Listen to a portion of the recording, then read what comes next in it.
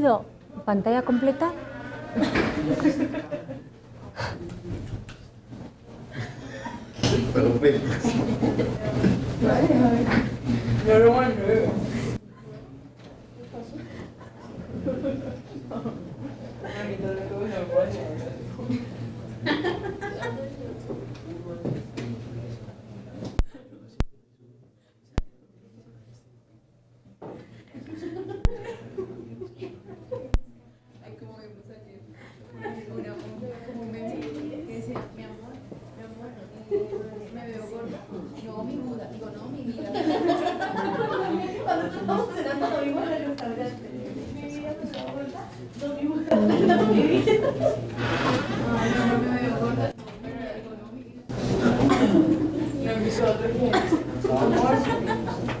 Siento que las cosas se están enfriando de nosotros, ¿no te parece?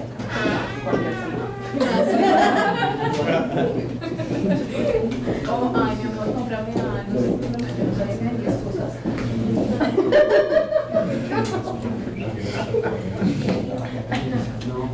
Vale, bueno, ¿estamos ya todos otra vez?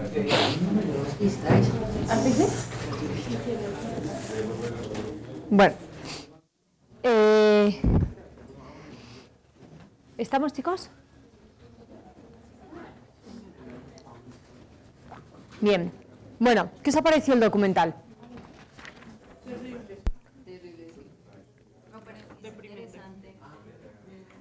A ver, por favor, sí, por favor, ¿te puedes sentar? ¿Cómo se llama este? ¿Te sientas, por favor? Lo que hablábamos ahorita era... Sí. A ver, los del fondo, ya. ¿Estamos ya todos? ¿Sí? ¿Ya me miráis y empezamos? Venga. Vamos a ver, ¿qué es lo que pasa con el documental de Al Gore? Él al final lo que viene a establecer es, o sea, lo que viene a contar es lo que está ocurriendo en el mundo, que esto más o menos, este documental es como del 2006, estamos en el 2018 y no tenemos ninguna duda que esta es la realidad. Está peor. Sí. Claro, está peor porque han pasado 10 años o han pasado 12 años. Por lo tanto, creo que a día de hoy ya no hay que cuestionarse si sí o si no. O sea, está claro que hay un calentamiento global y está claro que la forma de vivir está cambiando. O sea, el consumo de recursos se está haciendo de una forma mucho más acelerada de la capacidad que luego hay de generarse estos recursos naturales y, por lo tanto, nuestra forma de vida tiene que cambiar. ¿Vale? ¿Quién sabe lo que dice el Tratado de Kioto? ¿Qué es lo que establece el Tratado de Kioto?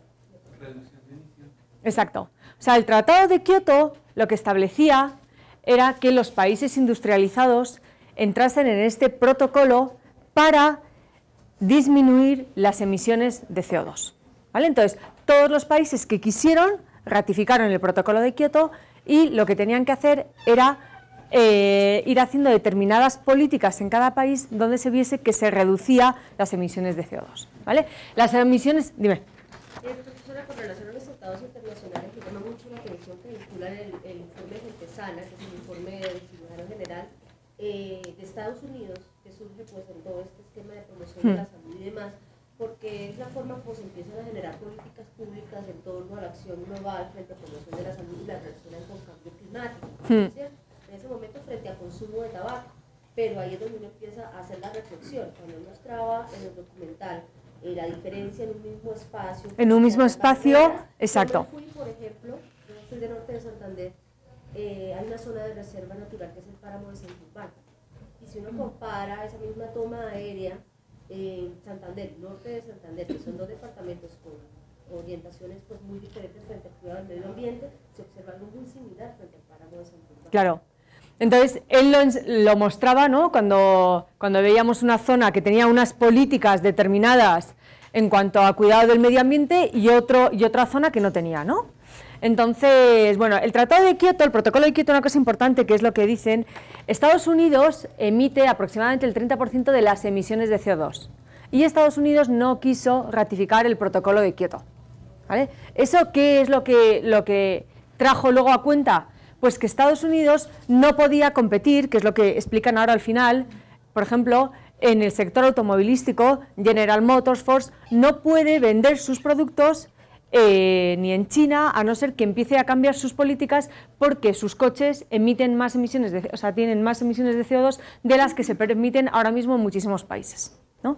Por lo tanto, sí que vemos que en muchos países se ha ido actuando, ¿no? Y se están haciendo determinadas políticas para empezar a reducir las emisiones. Las emisiones nos vienen por el tema del petróleo, de la gasolina, pero también por el sistema energético. Entonces vamos a ver ahora qué pasa con las energías renovables, ¿no?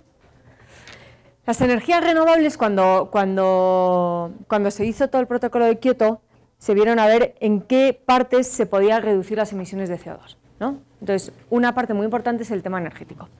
Y entonces se quiso que todos los países, por lo menos en Europa, intentasen apostar por las energías renovables, ¿vale? Por la solar, por la eólica y por la hidráulica, ¿vale? Entonces, ¿qué es lo que pasó, por ejemplo, en España y en algunos países de alrededor? Los gobiernos apostaron por las energías renovables, pero lo que no se sabía bien era el coste de las energías renovables, ¿vale?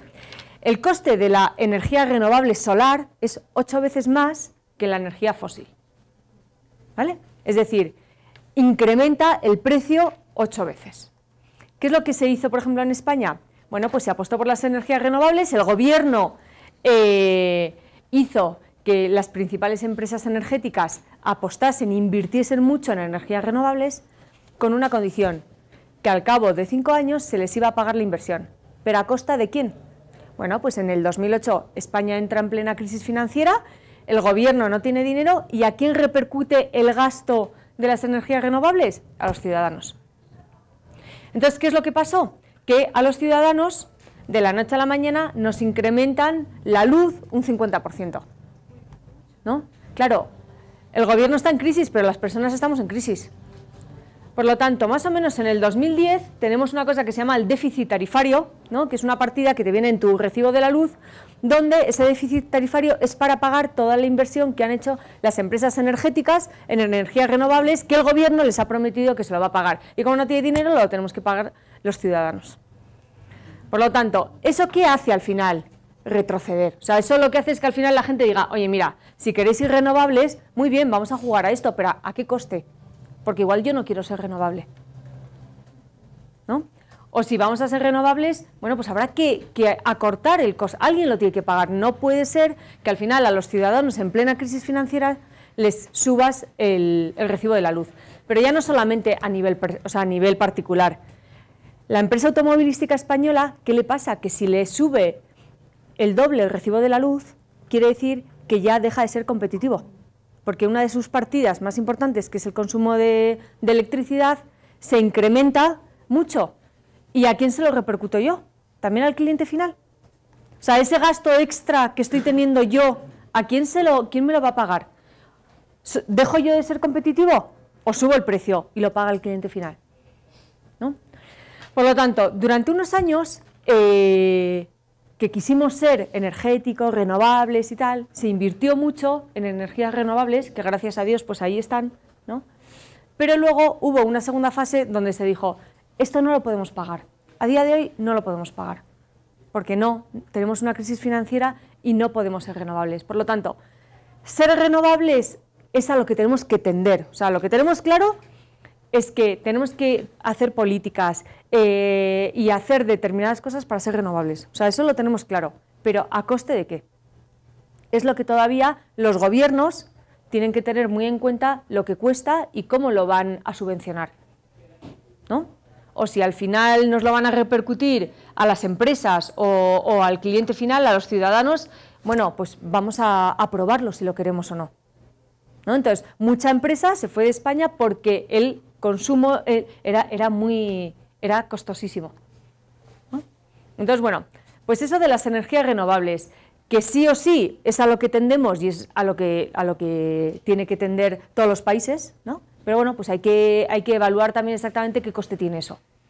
¿Qué coste tiene eso? Y los gobiernos, creo que en ese sentido, el gobierno muchas veces, como veíamos ayer, pasa toda la responsabilidad a la empresa. Tú que eres una empresa internacional, tal, pero las empresas están para ganar dinero y es lo que vemos. O sea, tú a la empresa no le puedes pasar todas las cosas. Tu gobierno, en vez de robar, pues mira a ver si puedes dedicarte a esto. Entonces, en ese sentido creo que nos ha tocado una época tanto aquí como en Europa, a nivel mundial, donde hay donde los políticos son muy mediocres.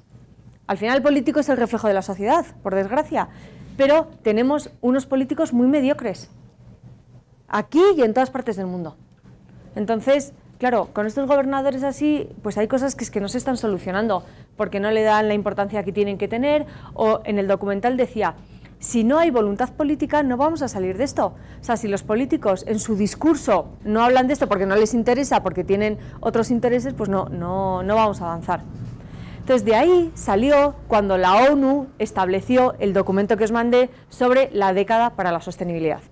La ONU lo que dijo es, bueno, vamos a ver, los países pueden adherirse o no al protocolo de Kioto, las empresas pueden asumir o no, pero al final tiene que haber una educación donde ya la gente desde pequeña se acostumbre a consumir de una manera responsable, a consumir el agua, a consumir la tecnología, a que el turismo sea un turismo responsable. O sea, tú no te puedes ir de turista a una playa tal y desperdiciar y dejarlo mal, o sea, no puedes, no tienes derecho.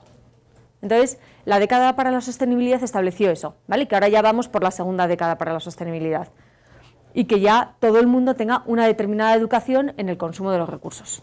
Dime. Es que el personaje decía que, o sea, iniciando el... Al Gore. Sí, decía que no es un problema político, se trata de un problema moral. Y lo que yo veo ahí es que...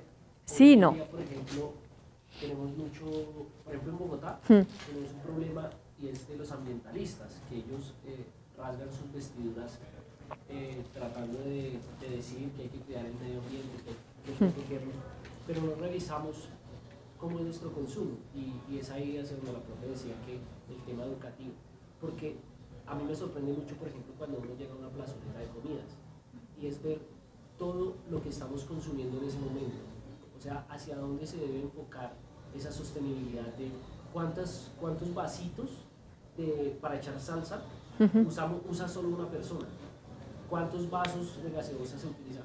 O sea, el solo hecho de ir una vez a una plazoleta de comidas, cuánto está uno gastándole al medio ambiente.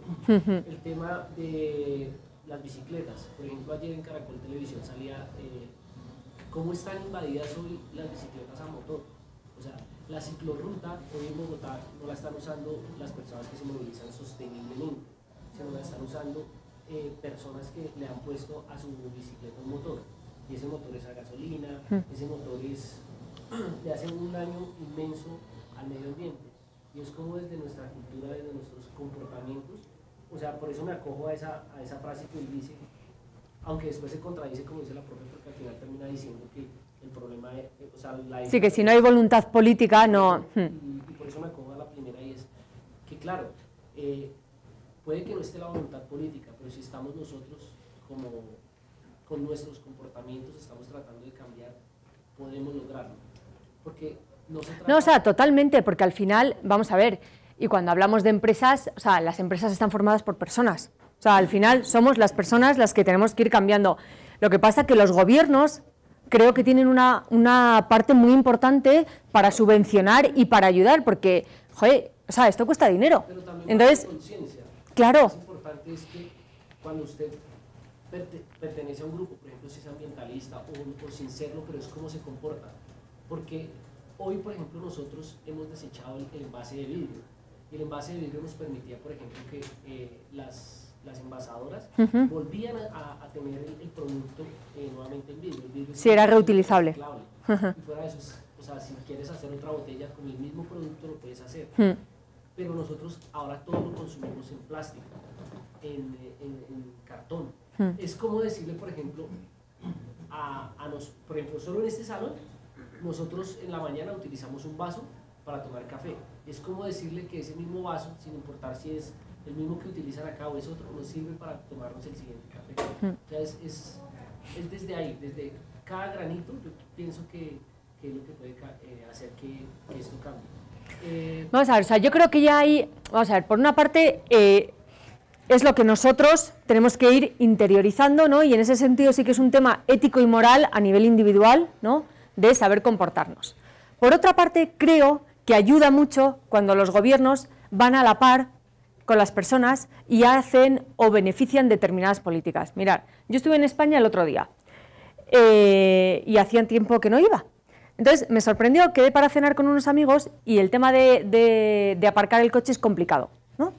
Pues como en Bogotá, o sea, entonces, sí, entonces tú sales a cenar y aparcar el coche y tal. Bueno, pues han hecho ahí, pues como si fuese una especie de smart, ¿vale? Que son eléctricos. Con una aplicación te dicen cuál está el más cercano, te dan un código, con ese código abres el coche, coges el coche y te lo llevas donde sea, y como es eléctrico no necesitas aparcarlo, ¿vale? Ni necesitas aparcarlo, o sea, hay unas zonas donde lo puedes dejar y además no tienes ni que pagar, nosotros en España hay que pagar un ticket de aparcamiento, ¿vale? Entonces, está libre de pagos, está libre de impuestos. Es decir, ese tipo de cosas yo creo que ayudan a que la gente, o sea, yo cuando lo vi dije, porque es que aparte me tiré como una hora para aparcar, dije, es que la última vez, o sea, el próximo día me cojo un coche eléctrico, es que vamos sin dudarlo, o sea, y es barato, o sea, entonces ese tipo de cosas yo creo que es lo que ayuda a ir cambiando y que da exactamente igual que saques tu coche, ¿no? Cógete uno eléctrico, lo aparcas donde quieras, no tienes que pagar la OTA, no tienes que pagar impuestos, no tienes que pagar, te resulta barato y te soluciona y no estás contaminando. Entonces yo creo que ese tipo de políticas sí que ayudan, pero eso lo tiene que hacer el gobierno. O sea, el gobierno tiene que impulsar y que apoyar que se puedan hacer todas esas cosas, ¿no? O por ejemplo, en España, en todos los parkings que están haciendo ahora, cuando en tu plaza donde aparcas, detrás ya tienes un enchufe para cargar tu coche eléctrico, ¿no? Porque otro de los problemas que tenían los coches eléctricos son las cargas, porque no duran mucho y ¿dónde lo cargas? O sea, en medio de la calle no vas a cargar el coche. Bueno, pues ya en todos los parkings, atrás, tienes ya un enchufe para cargar tu coche mientras lo dejas aparcado, ¿no? Entonces, ese tipo de cosas yo creo que ayudan a decir, bueno, pues venga, pues voy a cambiar. O yo creo que era en Londres, el otro día unos amigos nos contaban, en Londres, creo que dentro de 5 años están prohibidos la venta de coches 100% gasolina. Tienen que ser eléctricos o híbridos, ¿no? Y entonces, BMW está ahora mismo, bueno, pues investigando en sacar unos nuevos coches que sean híbridos. Entonces, bueno, pues esas cosas. ¿Y qué pasa con un coche híbrido? Pues que tema impuestos es la mitad de dinero, ¿no? Ya no tienes que pagar gasolina, es muchísimo más barato. Entonces, creo que se pueden hacer muchas cosas, pero tiene que haber también voluntad política para apoyar a las personas a que hagan eso, pues bien reduciendo impuestos, reduciendo el coste de lo que sea, o sea, ayudando un poco. Porque si por utilizar esto, como nos pasó con la energía eólica y todo, si por España, por poner todos los molinos que tenemos, lo tengo que pagar yo, pues igual sí, pero ¿cuánto voy a pagar yo? Y tu gobierno me dices ahora que estás en bancarrota, ¿y yo qué? O sea, entonces hay que saber plantear las cosas. Entonces, hubo un retroceso con la crisis financiera, en Europa hubo un retroceso de todo el tema de renovables por eso, porque decías, bueno, o sea, ¿cuánto nos va a costar esto? Entonces ahí es donde yo creo que sobre todo los gobiernos tienen que apoyar todas las medidas que animen al menor, o sea, a disminuir las emisiones de CO2. Pero también creo que es un tema cultural, porque puede que los gobiernos hagan también el esfuerzo y saquen buenas medidas. Pero el tema cultural yo creo que va a ir yendo en la educación, ¿no? Y en la educación, chicos, yo creo que estáis conmigo, y os lo decía el otro día, joder, que en mi hotel ya tengo en el cuarto de baño, en la ducha, para que consuma poco agua, ya tengo en el ascensor, que aquí no trabajan niños menores de edad, ya tengo otro cartel en no sé dónde. O sea, yo creo que en ese sentido sí que se está haciendo muchas cosas a nivel mundial, ¿vale? Puede ser que haya países muy industrializados donde lo tengan ya como en su ADN y en países que lo tengan menos, pero yo creo que ya casi todo el mundo sabe que hemos consumido más agua de la que se podía, que tenemos que reciclar, que tenemos que hacer determinadas cosas. O sea, yo creo que eso ya, yo por lo menos mis hijos, el tema reciclaje, o sea, es algo que va totalmente con ellos, ¿no? Que yo no reciclaba y ya reciclo, claro. Porque ya, pero mamá, pero ¿cómo? Sí, vamos a poner todo para reciclar. Entonces, yo creo que ese tipo de cosas, las nuevas generaciones ya lo tienen. Y lo veíamos ayer cuando hablábamos de China y Japón, los nuevos valores que tenía la nueva sociedad china. En su ADN ya tienen los valores de la responsabilidad social corporativa, ya tienen el tema medioambiental metido, que sean éticos, que no hayan producciones en el tercer mundo que se hayan saltado las reglas éticas, o sea, eso ya lo tienen interiorizado. ¿Vale? Bueno, pues de aquí yo no sé si tenía algo más para comentar. Dime. Un año después de salir Una verdad en común, en la BBC sacaron La gran farsa del calentamiento global. Aquí en la facultad una vez hicimos el ejercicio de compararlos, porque el de la gran farsa del calentamiento, en gracia de discusión, ¿no? Siempre esté rebatiendo el calentamiento. Pero el documental es muy bueno. Muy bueno. Vamos a ver, el documental tiene el punto de vista de él. Y él tiene un punto de vista también muy marcado. Sí, Un interés político, ¿verdad? Totalmente, pero lo que es cierto, o sea, yo porque me gusta, o sea, que lo veáis, porque es cierto muchas cosas de las que hay. claro. Entonces, por lo menos para que sepamos en qué situación estamos. Es que vimos ambos, vimos completos ambos, Una verdad incómoda y La gran farsa del calentamiento. Obviamente La gran farsa del calentamiento tiene su agenda, pues, Claro, su agenda política. es una cuestión política y económica. Y pues aunque no lo quisieron reconocer, pues había intereses petroleros detrás. Pero es que ambos dicen cosas ciertas, científicamente ciertas.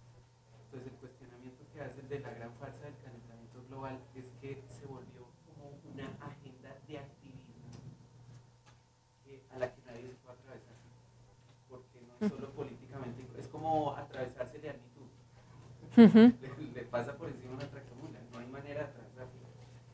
Entonces lo interesante es que ambos tienen argumentos científicos, ambos acuden a científicos del panel intergubernamental de científicos de la ONU, a personas que estuvieron en Greenpeace, y lo que veo es que, y lo que veíamos en el ejercicio que hacíamos aquí en la facultad, es que por medio de mucha propaganda, entonces la propaganda alimenta la desinformación y los miedos, y hace que los ciudadanos se confundan más, a tal punto que la gente al final no sabe qué es lo que está pasando, y termina por aislarse.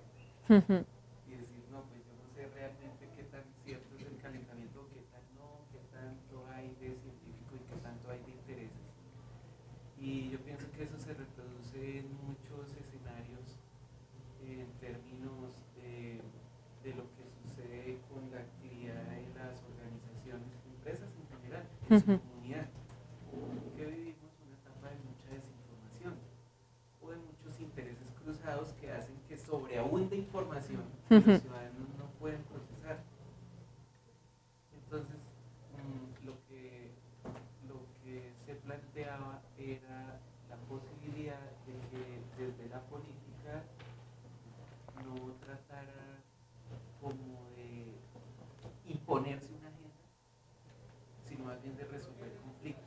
Es que cada vez la cuestión está más difícil porque no se pueden resolver conflictos y la política no está siendo destinada a resolver, sino a exacerbar. Claro, o sea, un problema que hay de fondo, ¿vale? Es, por una parte, hay determinadas empresas, ¿no?, que tampoco les favorece esto, ¿no? Pues las petroleras, la automovilística, ¿por qué? Porque tienen que invertir mucho y hay que cambiar las reglas del juego.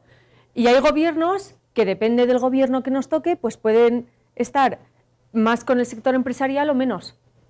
Entonces, ¿que hay intereses políticos e intereses empresariales detrás? Muchísimos, ¿vale? Que sí que yo creo, y estamos todos, yo creo que de acuerdo, que hay que hacer algo y que hay que consumir los productos, o sea, los recursos naturales de una forma sostenible. Yo creo que a ese punto todo el mundo está de acuerdo. O sea, ¿y que es mejor conducir un coche eléctrico que un coche con gasolina? Bien, yo creo que todos estamos de acuerdo. Lo que pasa es que habrá que ver en qué condiciones. Si tengo un coche eléctrico que no coge más que 60 por hora, pues igual, mira, es que si no tiene las características que le pides a un coche, pues igual al final no lo puedes hacer, ¿no? O sea, yo creo que sí tenemos claro lo que está bien, a lo que tenemos que tender, pero hay que ver cómo se puede hacer. ¿Cómo se puede hacer? Porque habrá cosas que se pueden hacer y habrá cosas que no. O sea, entonces, eso yo creo que es a lo que nos tenemos que dedicar, o sea, a decir, bueno, las reglas del juego han cambiado y ¿cómo vamos a vivir ahora? O sea, ¿cómo tenemos que vivir para mantener esto bien? O sea, el calentamiento global, yo creo que a veces lo que ha pasado que también es como ese problema hay que quitárselo y tal. No es que sea un problema, o sea, efectivamente, es algo que está ocurriendo y que hay que vivir de otra forma. O sea, no es que sea un problema que entonces se va a acabar el... No, tenemos que aprender a vivir de otra forma y consumir de otra forma. Entonces, uno de los problemas es, o sea, yo creo que Estados Unidos, porque Estados Unidos tiene muchos intereses empresariales que no le apetece cambiar sus reglas del juego. Y Estados Unidos es uno de los mayores países de emisiones de CO2. Entonces, yo creo que ese es uno de los problemas, pero bueno, pues General Motors entró en quiebra. ¿Por qué? Porque es que General Motors ya no iba a poder competir en otros mercados. O cambiaba sus motores o no puede competir en otros mercados. Y eso le pasa a muchísimas empresas químicas, de muchos sectores, que o cambian su forma de producción o no pueden vender en otros países. ¿No? Profe, Dime. una pregunta, ¿y en España cómo hicieron? ¿Se devolvieron a lo eléctrico o cómo? No, o sea, en España al final se paró mucho esa inversión, se pagó a las empresas energéticas todo lo que se había pagado, pero durante tiempo no funcionaban. O sea, ni los molinos ni nada, no se funcionó, se mantuvo la energía fósil. Entonces, bueno, yo creo que ahora ya cada vez más estamos otra vez bien, ya estamos saneados, ya hemos salido de la crisis, ya el Producto Interior Bruto está creciendo, o sea, tenemos una tasa de desempleo todavía un poco alta, pero bueno, pero va bien, ¿no? Y entonces, efectivamente, hay que tender a eso, ¿no? A las energías renovables, pero bueno, hay que ver cómo se canalizan y cómo se hace. Vale, bueno, ¿de esto algo más? No. Vale. Bueno, ayer nos habíamos quedado en la teoría, cuando estábamos viendo los principios y valores de la empresa responsable y sostenible, ¿os acordáis que hablábamos que los tradicionales no es que los tengamos que quitar, sino que son insuficientes y hay que unirlos con los nuevos y hacer un equilibrio? Entonces nos habíamos quedado en la confianza y el control, ¿no? Es decir, que decíamos, ¿cómo tiene que ser la dirección? Pues tenemos que tener un directivo que tengamos determinado control, pero que sintamos que confía en nosotros, ¿no? Nos habíamos quedado ahí y entonces habíamos visto la entrevista, bueno, la reunión de Nelson Mandela con François Pienaar, ¿vale? Esto también va unido que el aprendizaje y la eficiencia. La desmedida eficiencia ha lastrado la capacidad de aprender y de crear. Claro, ¿qué es lo que pasa? Lo que veíamos el otro día, muchas veces la eficiencia encima la vemos a corto plazo. Si estamos viendo solamente ser eficientes, ¿no? Y encima en un corto plazo, ¿qué pasa? Que no nos da tiempo a aprender y desaprender. O sea, por lo tanto, la empresa responsable y sostenible tiene que ver siempre el largo plazo para que tenga oportunidad de hacer cosas bien, hacer cosas mal, rectificar, etcétera, ¿vale? Entonces, si solamente tenemos el criterio de eficiencia, ¿vale? No valoramos entonces el aprendizaje. ¿Y el aprendizaje qué es? El aprendizaje es hacer cosas bien, hacer cosas mal, aprendes, rectificas, vuelves, etcétera. Profesor, una pregunta. Dime. Me llama la atención el tema del debate que abre Whitman con relación a la participación política y a la forma como se politiza un tema. Sin embargo, pues uno de los objetivos de desarrollo sostenible y los objetivos giran en torno a lograr una alianza mundial en favor de esa interiorización, esa generación de políticas públicas. Entonces, aquí cuando hablamos de aprendizaje y eficiencia, yo lo que puedo pensar es cómo garantizar una gestión del conocimiento efectiva para capitalizar todos esos ejercicios que se pueden realizar desde la revolución de cosas pequeñas, desde los ejercicios a nivel territorial, y eso se pueda traducir en escenarios internacionales. Pues obviamente las convenciones internacionales para eso están, ¿cierto? Pero cómo hacer que eso llegue también a otros escenarios, que desde la academia se capitalice ese conocimiento.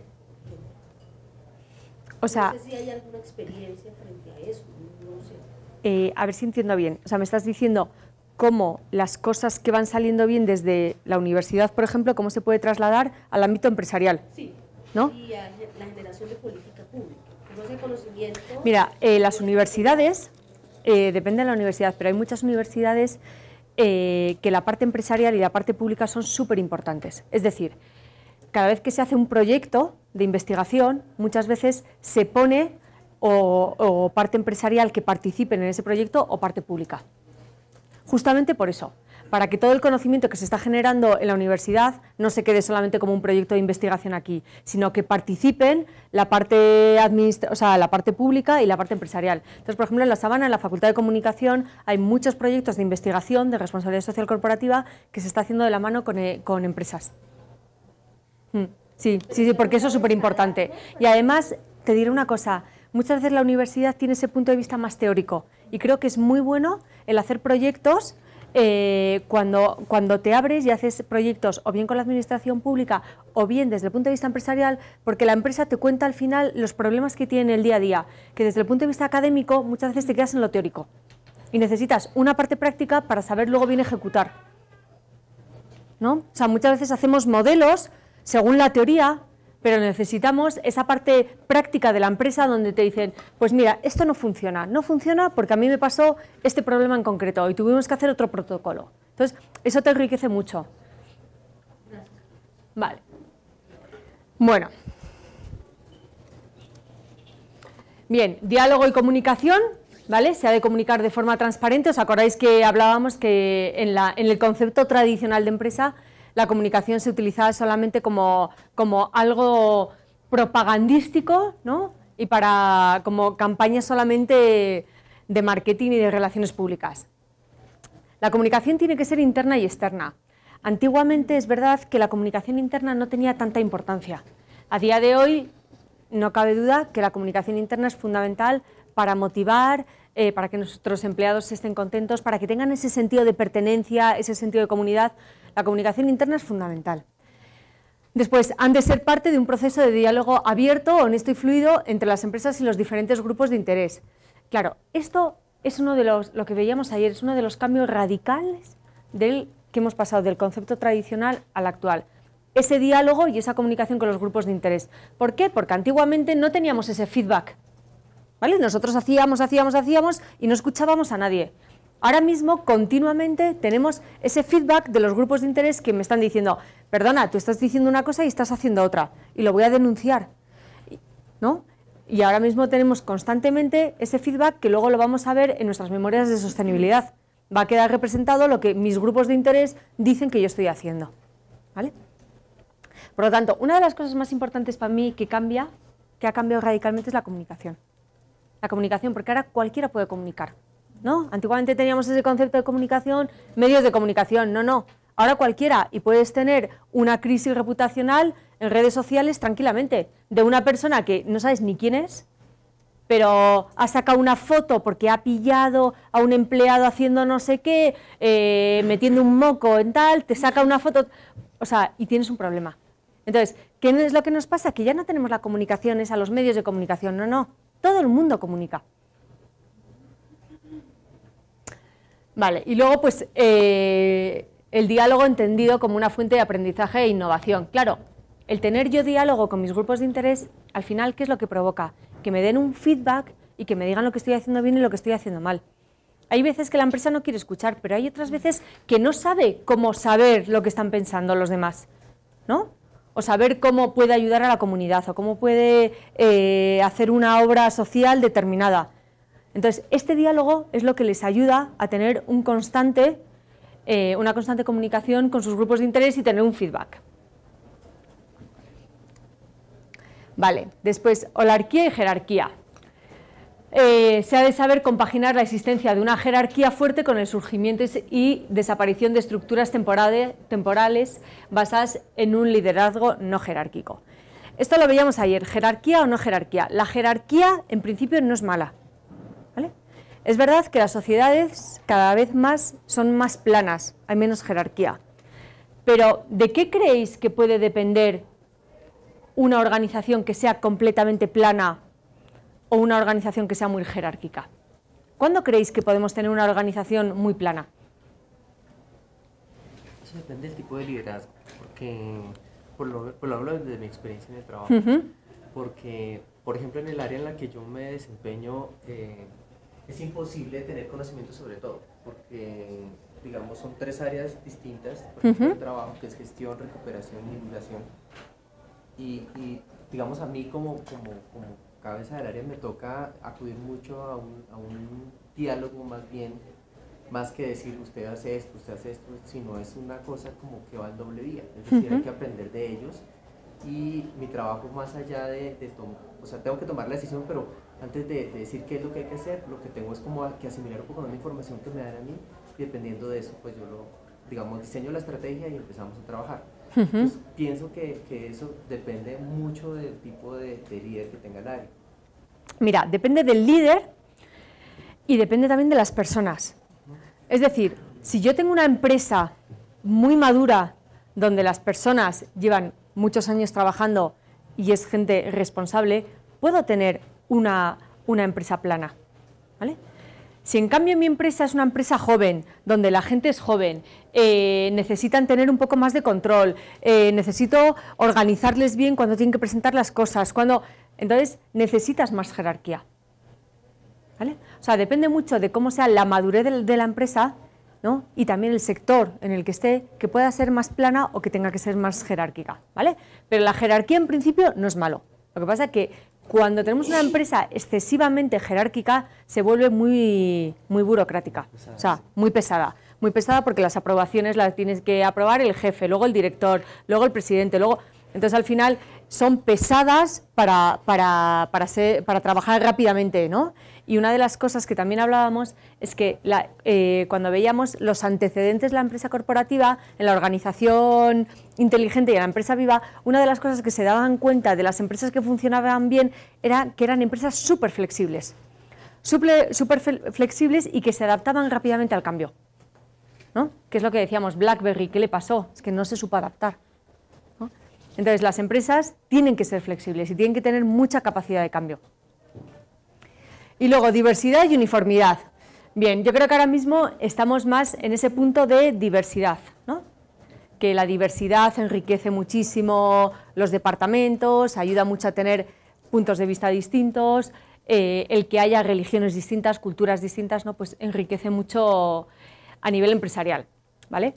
Yo qué os diría de mi experiencia de haber vivido en distintos países con culturas totalmente distintas. Pues la diversidad te abre mucho la cabeza para entender otros tipos de posiciones, pero al final también cada uno tiene su propia forma de ser, que a veces te entiendes mejor con gente que es más afín a ti, ¿no? Pero bueno, la diversidad creo que ayuda mucho a entender otros puntos de vista distintos, que son distintos pero que están bien.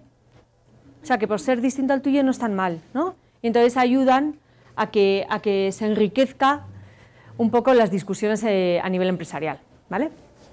O sea, te dice, más fácil que un grupo de personas pueda apreciar las diferentes facetas de la realidad si sus creencias, culturas y puntos de vista son diversos. Vale. Bien, ¿cuáles son, chicos, los principales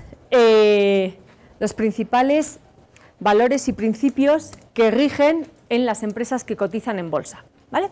Por lo general, estos 10. La integridad, la confianza, la justicia, diálogo, transparencia, dignidad, legalidad, compromiso cívico, ecología y responsabilidad. Mira, por ejemplo, el tema de la transparencia, a raíz de la crisis de 2008, en Europa se hicieron dos nuevos códigos, ¿vale? Sobre transparencia informativa. Uno es Basilea III, ¿vale? Que rige para las entidades financieras, y Solvencia II, que rige para todas las empresas aseguradoras, ¿no? Es lo que os contaba, o sea, la crisis financiera en el 2008 empieza con dos empresas. Lehman Brothers, que es banca de inversión, y que eso va a trasladar toda la crisis a las entidades financieras, y después AIG, que es empresa aseguradora, ¿vale? Entonces, Basilea III y Solvencia II son unos nuevos tratados europeos que rigen cómo tiene que ser la transparencia de todas las empresas, de las entidades financieras y de las aseguradoras, ¿vale? Bueno. Bien. Vamos a empezar ahora, chicos, otra parte que es cómo se define la misión y la visión de una empresa, ¿vale? Entonces, cuando estamos hablando de responsabilidad social corporativa y estamos hablando de implantar políticas de responsabilidad social corporativa, tienen que estar en la misión y en la visión de la empresa. Es decir, ¿qué es lo que ha pasado muchas veces? Que esto no se ha implantado en la misión y en la visión, sino que se han hecho como políticas, como si fuesen acciones de marketing, ¿vale? Es decir, tenemos el departamento de comunicación que va a llevar a cabo unas actividades éticas, ¿vale? Y ahí ya metemos nuestra responsabilidad social corporativa. Y mira, también desde el punto de vista medioambiental, vamos a plantar aquí unos árboles, vamos a cambiar las bombillas y las vamos a poner de bajo consumo, vamos a hacer que el agua, en vez de durar 5 segundos, dure 1,5 y ya está. No, pues eso no es. O sea, si queremos llevar a cabo unas buenas políticas de responsabilidad social corporativa, tienen que estar implantadas en la misión y en la visión de la empresa, ¿vale? Entonces, ¿qué es? La empresa responsable y sostenible ha de conjugar en su misión y visión la necesidad de obtener resultados económicos con la de tener un propósito que dé sentido a su existencia. Los sistemas organizativos, la dirección y el estilo han de ser coherentes con dichos valores y misión, ¿vale? Es decir, lo ideal es que en la misión y en la visión tengamos ahí toda nuestra responsabilidad social corporativa, las directrices que luego en cada departamento las iremos ejecutando, ¿vale?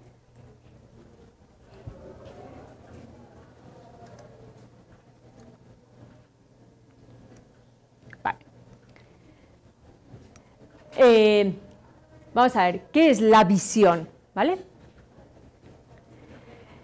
El propósito de la visión es guiar, controlar y alentar a la organización en su conjunto para alcanzar el estado deseable de la misma. Elaborar la visión implica una visualización donde se proyecta la imagen de futuro de la empresa, ¿vale? Para mí, chicos, es esto, ¿qué quiero ser de mayor? ¿Vale? O sea, yo cuando estoy haciendo una visión en una empresa, ¿qué es? A ver, yo de mayor, ¿dónde me veo? ¿Qué es lo que quiero ser? ¿No? O sea, estoy estudiando comunicación, luego estoy haciendo una maestría en comunicación. ¿Qué quiero ser de mayor? Pues quiero ser directora de comunicación, ¿vale? Pues la visión tienes que plasmar donde tú como empresa quieres llegar, ¿vale?